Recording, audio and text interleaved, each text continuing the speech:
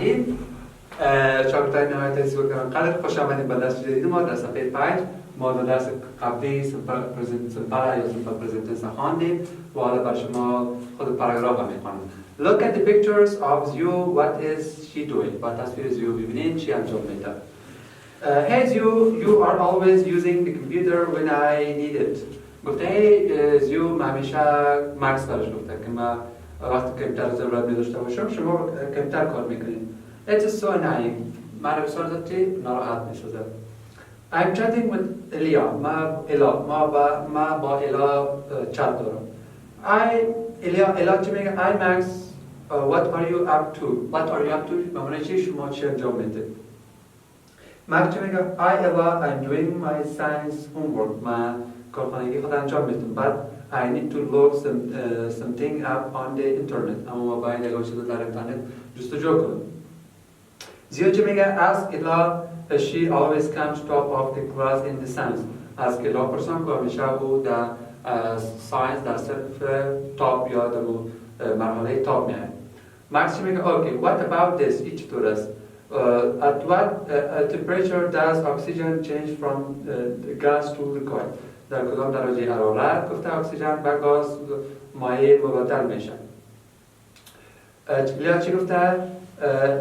minus 183 centigrade در درجه چیز مینوس همون اقلش در 183. مکس میگه واو thanks Ella تشکر Ella. Hey Ella, do you fancy seeing Inception at the cinema tonight?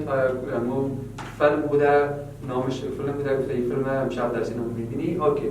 What time does it start? شروع میشه 7. I'm waiting Joe. I'm waiting Joe at 6:45 outside the cinema. من منتظر شما در خارج سینما ساعت 6:45 می باشم. Max, cool. I love science fiction films. من فیلم های تخیلی ساینس ها دوست دارم. I can come. من میتونم بیایم. Can I come? من میتونم بیایم. No, you can. نخیر شما نمیتونید. Number 3, read and listen to dialogue and underline the examples of present simple and present continuous form in the text. شما میخوانید شکل های simple present tense و present continuous tense در چی میکنید؟ در 4 شما استفاده میکنید و underline میکنید. Number 3 چی گفته؟ Study the examples in dialogue. Don't write simple or continuous for each used in the chart below. Which two uses refers to the future. گفته بخونید این دیالوگ و نشته کنید نمونه از سیمپل پرزنت تنس در هر چارت زید که استفاده میشه به خاطر چی است؟ به خاطر که ریپیر به گذشته مراجعه کنم. شما این چارت میخونید و این چارت شما پر میکنید. Read the listen this box and find 2 examples of the state works in the dialogue in exercise 1. گفته بخوانید این learn this box و example های state verbs رو بگید. ما در زبان انگلیسی state و dynamic verb داریم. State verb بر شما در اینجا گفته describe action and can be used in the simple or past continuous tense. State verb های را میگه که در simple present tense که هستک اکشن بر شما بیان میکنه. مثلا چی میگم؟ She push the car.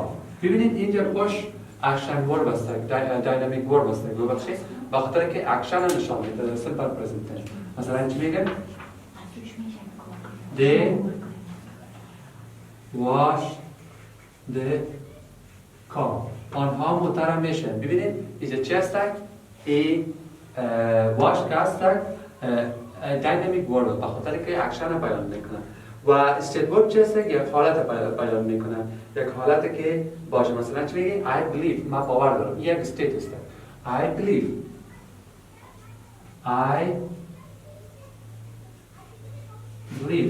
من باور دارم. من عقیده دارم. ببینید believe خودش چیست؟ استیت ورب است. یک حالت بیان میکنه.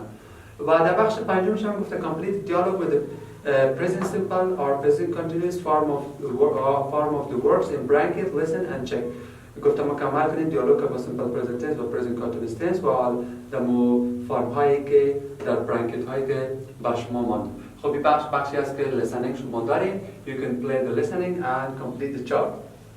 در بخش ششمش گفتم for each words below write two sentences. بر هر لغت دو جمله نوشته میکنید. خب شاگردای عزیز بخش هفتمش هم tell your partners و جملاتتون رو جور کردیم به سیمپل پرزنت تنس و پرزنت کانتینیوس تنس و پارتنرتون میگه و در بخش هفتمش با speaking دارید tell your partners و پارتنرتون بگین two things you do every weekend and two things you don't not. دو چیزی که شما در آخر هفته انجام میدید و انجام نمیدید. Two things that are happening in the classroom now. دو چیزی که در صنف درسی امیال اتفاق میفته. Two things you are doing this evening and two things you aren't doing. دو چیزی که شما در شام انجام میدید و انجام نمیدید. Two facts about yourself and your friends. دو حقیقت درباره خودتان و دوستایتان. Two things that people are always doing which annoy you. دو چیزی که افراد انجام میدن تا شما چی میشین تاسده دو عصبانی میشه. خب این بود درس امروزی ما. خدا کنه که با شما مفید تمام شده باشه. تا درس بعدی به خداوند یکتان بسپارم. موفق باشید.